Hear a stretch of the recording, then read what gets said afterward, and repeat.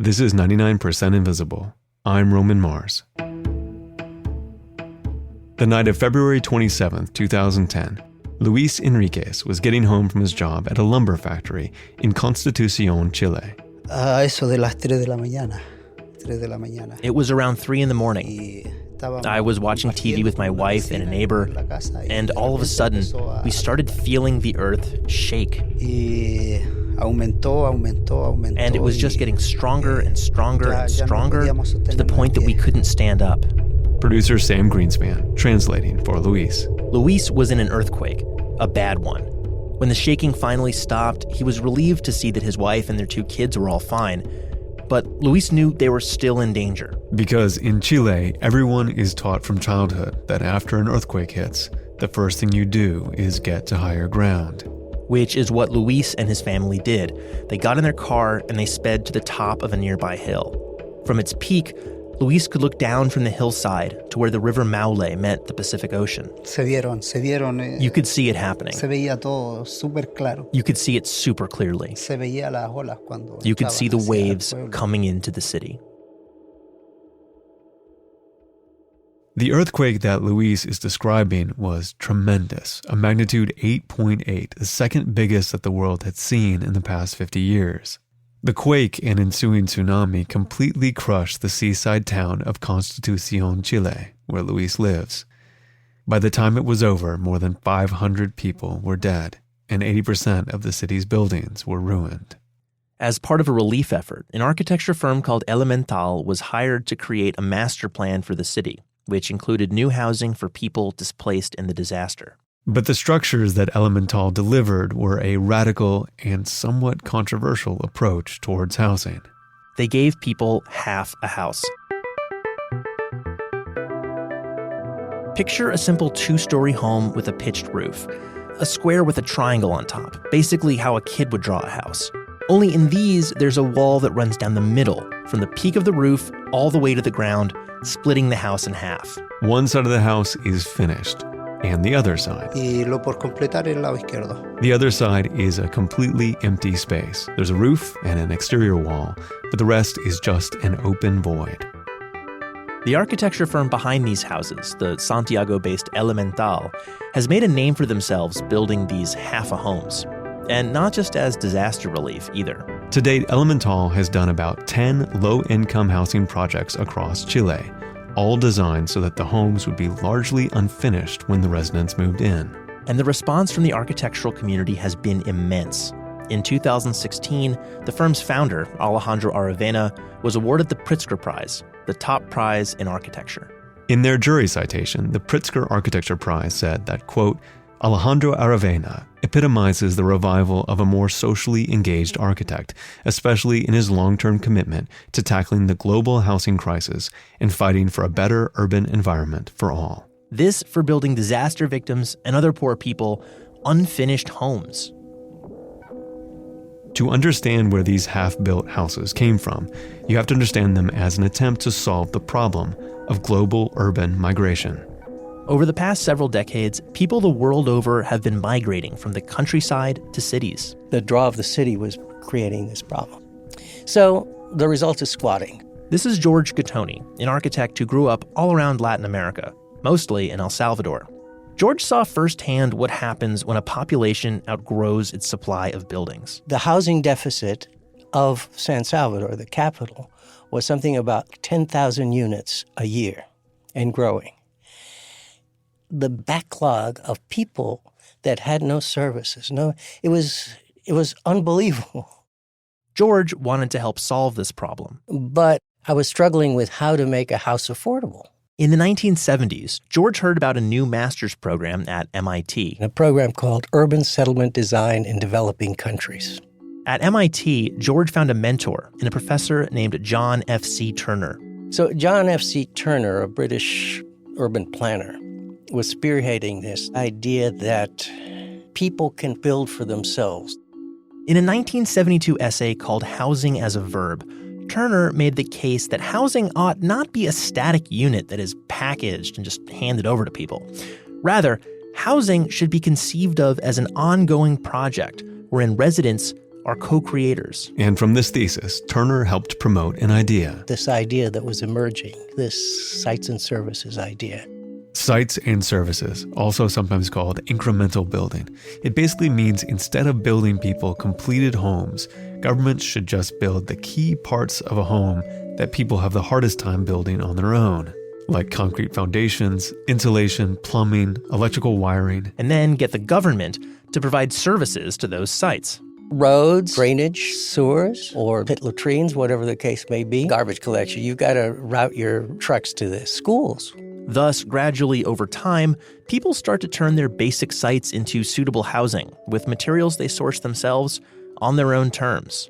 What people have to donate of their own is labor, the cost of labor. And the cost of materials to expand. But in the end, they own what they build. It's their investment. They have the ability, and governments cannot build as well as quickly and in a way that makes sense to these households. Since finishing his studies at MIT in the 1970s, George has done these kinds of incremental building projects all over the world, in Latin America, Kenya, Indonesia, and these projects can take different forms.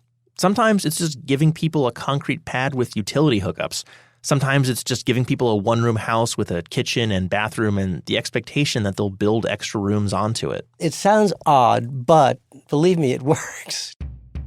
These ideas that George Gattoni and his contemporaries at MIT pioneered, that governments can support people building for themselves and then let them own what they build, began to spread through the developing world. And so when the architecture firm Elemental got their first commission to do low-income housing in Chile, they took the ideas from incremental housing as points of departure. Yeah, absolutely. We didn't create the idea. Actually, we import that to make something that can be improved by time. This is Juan Ignacio Cerda, one of the principal architects at Elemental.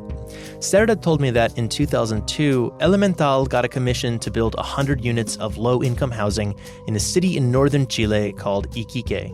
And they had to deliver it on a tight budget. $7,500 unit. With only $7,500 allocated per household, the most straightforward and cost-effective way to house all 100 families was to cram everyone into big block-style apartments. When they hear, what about blocks? They said, if you dare to propose a block, we start a hunger strike, because it's the worst thing ever. According to Juan Ignacio Cerda, the community threatened a hunger strike because an apartment block would be extremely limiting. Sure, they were living in a slum before, but at least they had control over their own space. They could make expansions and adjustments when they wanted to. But with a block-style housing project, they'd be confined to a small, static space. Which is worse because you are not able to expand the house. And so what Elemental came up with were tall, rectangular houses separated by empty space. Each unit was just big enough to meet Chile's minimum standards for low-income housing. And then the residents could, on their own time, however they wanted, expand into the empty space adjacent to their home. Elemental spent the early 2000s iterating on this concept, building homes that just met the basic legal requirements for low-income housing in Chile, but with room to grow. And then in 2012, after the earthquake in Constitución, Elemental got a commission to help create a new master plan for the city, which included creating a new neighborhood full of incremental buildings. It would be located on one of the tallest hills in the city and would be called Villa Verde. Okay, we are on our way up to Villa Verde and Constitución. Oh, wow, here it is. This is it right here? Wow, oh, it's really big. Sam went out to see Villa Verde with producer Martina Castro. Yo, should we drive around first? Yeah. To get to Villa Verde, you drive straight up one of the tallest hills in Constitución. You pass a traditional-looking apartment complex, also built to house people after the 2010 quake. Once you're on top of the hill, you get some just staggering views of the town, the ocean, and the River Maule below. It's like a whole bunch of these little boxes on a hillside. Looking over, that's the River Maule. El río allí, ¿cómo se llama? Maule. Maule. Villa Verde is made of neat rows of simple two-story houses. Half of each house is identical. Same windows, same color, kind of a farmhouse red. The other half of each house, though, is completely different. They have different doors, different windows, or pieces of tarp where windows will go. And in some houses, half the house has nothing there at all. It's just like half the house is missing. And then there are plenty of houses that people have built out. When people get their houses, the side that comes pre-built is pretty bare bones. The walls are unpainted sheetrock and the floors are unfinished concrete and plywood. The kitchen comes with just a sink, no stove, no refrigerator, no cabinets. The houses are Spartan, to say the least, but they are habitable, practical, and well insulated. Martina Castro and I spent a couple of days walking around Villa Verde talking to residents, and it's there that we met Luis Enriquez, the earthquake survivor we heard from earlier. Somos de un programa de radio de Estados Unidos. ¿Podríamos pasar? Sí, Sí, no le molesta. When we met him, Luis and his wife were outside, working on a gravel walkway to their home. Luis invited us in. Martina translates. So when you moved in, what were the most important things that you wanted to do right away? Cuando se mudaron, ¿cuáles eran las primeras cosas que querían hacer? ampliar porque igual era reducido. Entonces la idea era ampliar para poder estar cómodos. Yeah, just make it bigger because it was a really small space. So we had to build it out to be comfortable. With help from his wife and his brother, who also lives in Villa Verde, Luis laid concrete on the empty side of the house to make a floor and put up exterior walls and flooring for the second story. None of them had really done construction before, but they had direction from workshops on building techniques that Elemental helped facilitate. The homes also come with a user manual with directions for how to expand the house. And expansions can be done with standard size building materials, so residents don't have to pay lots of money for custom-cut pieces of lumber. So far, Luis has focused his efforts on just getting the house to be big enough to accommodate his family. And so inside, the walls are still unpainted. The downstairs floors are still just unfinished concrete, and upstairs it's unfinished plywood. Luis knows they've got a long way to go on their home. But he doesn't just see the bare walls and coarse floor. He sees what it all can become. If and when the Enriquez family does have tiling and carpet and paint and baseboard on the walls, it'll be way nicer than anything that they ever could have afforded on their own, or what they could have normally gotten through state-funded low-income housing programs. And so now, Luis is the owner of a 4-bedroom home that keeps out the cold, won't get flooded, and won't fall down in an earthquake. Tanto yo como mi señora tuvimos una vida difícil. You know, my wife and I, we've had tough lives. So finding out that we were going to be owners of our own house was just incredible. Not everyone I talked to at Villa Verde was enthusiastic about having to build their own home, and some thought Elemental's contractors could have done a better job. But for the most part, people there seemed really happy with their homes, even people who hadn't expanded theirs at all. One resident, a single mom named Camila Hernandez Rodriguez, hadn't made any additions yet. Yeah, so of course, you know, one dreams and you think that you're going to just have everything ready all at once. And so I wanted to, you know, build out the house and everything. But then I just focused on doing small things first because obviously I couldn't do that right away. Most people in Villa Verde are further along with their expansions than Camila, and everyone seems to have some project or another. Some residents have even opted to use their extra space to start businesses, like little stores that sell bread and candy and cell phone minutes. The feeling I got from residents is that they felt invested in Villa Verde. They liked living there and they felt safe. It all kind of made me wonder, why haven't we seen this approach in the U.S.? I don't think this could work in the U.S. There's a lot of things going on here which are really innovative, and there's a lot of things where things could go wrong. This is Dr. Jennifer Stoloff, a researcher with the consulting firm Econometrica. Before that, I was a social science analyst at HUD in the Office of Policy Development and Research for about 14 years. Dr. Stoloff is an expert at evaluating government programs, particularly those that pertain to housing. She's also an historian of public housing in the U.S. I told Dr. Stoloff about the Villa Verde project and sent her some pictures, and she says, yeah, it does kind of align with the U.S. ethos of pulling yourself up by your bootstraps. It is very bootstrappy, it's true, but it's also very risky. I mean in a safety way, not just in a financial way. It is both. First off, someone could get hurt building out their house, which means you'd have to deal with both a medical and a legal emergency. In the States, you know, there'd be litigation issues, right? I mean, if you were building your floor or ceiling and you fell down in the States, maybe you would sue the developer.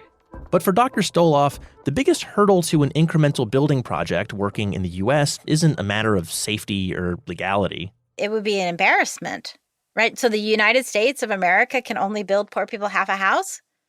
We would be ashamed of ourselves. Even though, in fact, that might end up providing way more people with adequate housing at the end of the day. But we couldn't do it. It's like we'd lose face. Because unlike Chile, the United States does have the money. And perhaps also unlike Chile. We don't like to spend money on poor people. We think everybody should be able to find their own way out of poverty. And it's just not true, but that is the expectation. And we are not in a scarcity economy, and we could afford to give people an entire house. But by and large, we don't. For the U.S., it's not a matter of scarcity. It's a matter of values. Elemental, however, has come to see scarcity as a tool which Juan Ignacio Cerda finds vital. I'm sure that in the States, everything have rules and controls, so you don't leave room to all those new things that came up from the Latin world. That obviously comes from scarcity. So if you were doing this project in Constitucion, and let's just say at the very last minute they go, okay, we're going to double your budget, would you then have made everyone full houses? I don't know. That's never happened. And theoretically, if money wasn't a restraint, would you still want to build the way you do? It's a good thing to deliver a whole house, but if you give me double the money, I keep the house as it is, and I improve with all that money the public space surrounding the house, the neighborhood. Providing the infrastructure that people can't provide themselves, like parks and libraries and public transit, is at the very root of the Sites and Services approach. Building half a house might be the best way to make a community whole. 99% Invisible was produced this week by Sam Greenspan, with Katie Mingle, Sharif Youssef, Kurt Kolstad, Avery Trufelman, Emmett Fitzgerald, Taryn Mazza, Delaney Hall, and me, Roman Mars.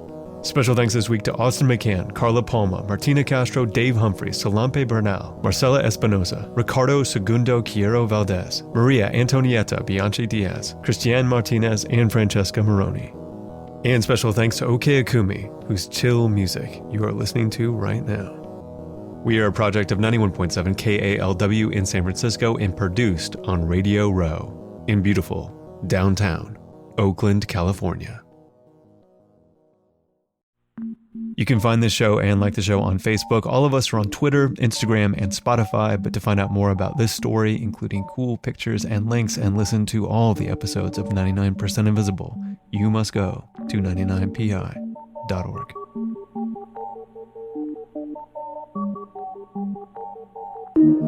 Radiotopia.